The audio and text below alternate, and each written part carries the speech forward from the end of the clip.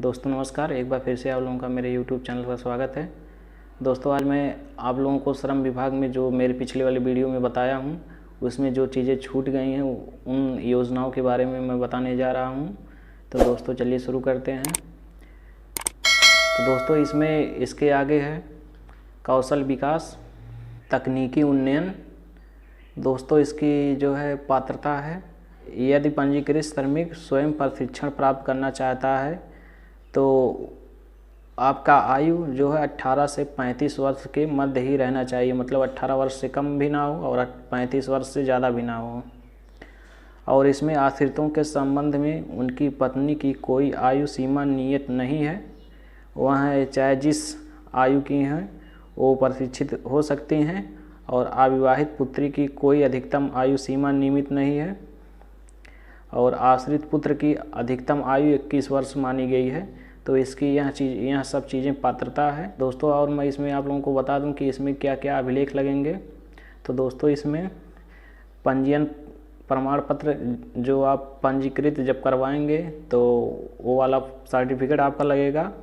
और आप अंशदान आपको जमा करना होगा। और जिस विधा में आप प्रशिक्षण प्राप्त करना चाहते हैं उससे संबंधित आवेदन आपको देना पड़ेगा। इसमें लाभ क्या क्या मिलेंगे। तो दोस्तों इसमें उत्तर प्रदेश कौशल विकास मिशन द्वारा निःशुल्क प्रशिक्षण प्रदान किया जाएगा। या तो स्वयं आप कर सकते हैं या आपके पति पत्नी या बच्चे कोई भी कर सकते हैं। और दोस्तों इसमें है पंजीकृत श्रमिक द्वारा स्वयं प्रशिक्षण प्राप्त करने की दशा में अकुशल श्रमिक का न्यूनतम वेतन के समतुल्य धनराशि की प्रतिपूर्ति की जाएगी। अर्थात आपको इसमें जो अकुशल श्रमिक का मजदूरी इस समय चल रहा है उसका पैसा भी दिया जाएगा आप लोगों को, क्योंकि आप प्रशिक्षण प्राप्त कर रहे हैं और आप अपने घर के अकेले कमाने वाले हैं, आप मजदूर हैं। तो आप अगर प्रशिक्षण आप प्राप्त करेंगे तो आप लोगों को मजदूरी जो है इसकी न्यूनतम दी जाएगी आप लोगों को, जिससे आप लोगों का परिवार चल सके, क्योंकि आप ही कमाने वाले रहेंगे तभी आपका पंजीकरण हुआ है। दोस्तों इसमें मैं अब आप लोगों को आगे बताऊंगा सौर ऊर्जा सहायता योजना के बारे में। तो दोस्तों इसकी पात्रता क्या है अब आप लोगों को सबसे पहले ये जान लें। तो दोस्तों इसकी पात्रता आवेदक द्वारा जो पंजीकृत सर्टिफिकेट मिला है वह होना चाहिए और उसमें अंशदान जमा हो। और उसका अंशदान जो जमा करने की तारीख हो उस आवेदक की तारीख से ज़्यादा का अंशदान उसमें जमा होना चाहिए। और आवेदक के परिवार में केवल एक ही व्यक्ति को यह सुविधाएं दी जाएंगी। अगर आपके परिवार में कोई और यह सुविधा पाया हो, सौर ऊर्जा पाया हो, तो और आपके परिवार में किसी को नहीं दी जाएगी। और दोस्तों इसमें वरीयता के तौर पे जिन आवेदकों के बच्चे कक्षा 9 और 12 के मध्य अध्ययनरत हों उन्हें वरीयता दी जाएगी। अर्थात अगर आप श्रमिक है पंजीयन तो आपके बच्चे अगर कक्षा 9 से 12 तक के मध्य में शिक्षा ग्रहण कर रहे हैं तो आप लोगों को इसमें वरीयता दी जाएगी।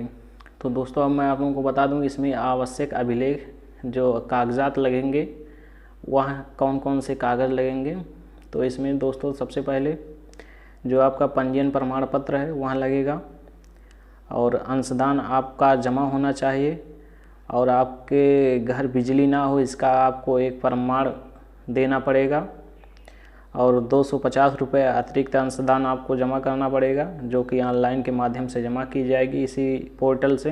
दोस्तों अब मैं आप लोगों को बता दूं कि इसमें देय लाभ क्या मिलेगा। तो दोस्तों इसमें पंजीकृत निर्माण श्रमिक के अस्थायी आवास पर या सौर ऊर्जा स्थापित की जाएगी। और इस योजना के अंतर्गत 2 LED बल्ब, एक DC चार्जर और एक टेबल फैन और एक सोलर पैनल चार्जिंग कंट्रोल इसमें स्थापित की जाएगी। तो दोस्तों अब मैं अगले योजना के बारे में बता दूं आप लोगों को। तो दोस्तों यहाँ है कन्या विवाह अनुदान योजना। दोस्तों इसकी पात्रता क्या है सबसे पहले मैं आप लोगों को यहाँ बता दूं। इसमें दोस्तों आपके पास पंजीकृत श्रमिक जिसका अंशदान आप जमा किए हों और पंजीयन की न्यूनतम समयावधि 100 दिन पूर्ण हो चुकी हो। अर्थात आप जिस दिन आप पंजीयन कराए हैं उसके बाद 100 दिन आपका पंजीयन कराए पूरा हो चुका हो। और आपके जो लड़की है उसकी आयु 18 वर्ष होनी चाहिए और लड़के का न्यूनतम आयु 21 वर्ष पूर्ण होनी चाहिए।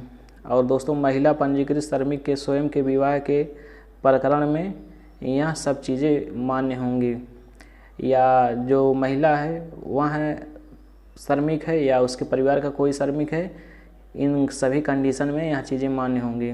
और दोस्तों, इसमें मैं बता दूंगा आप लोगों को कि इसमें क्या आवश्यक अभिलेख लगेंगे।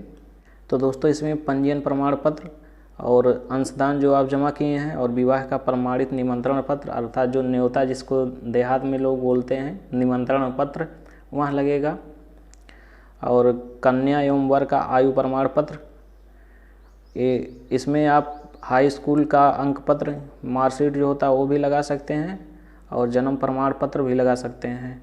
और घोषणा पत्र आपको लिख के देना पड़ेगा कि मैं इससे पहले और कहीं पर शादी नहीं किया हूँ, क्योंकि बहुत लोग ऐसे होते हैं जो घर पे शादी कर देते हैं और फिर इसको लाभ लेने के लिए दोबारा शादी करते हैं। तो ये सब का घोषणा पत्र आप लोगों को देना पड़ेगा, और परिवार रजिस्टर की एक प्रति आप लोगों को देनी पड़ेगी।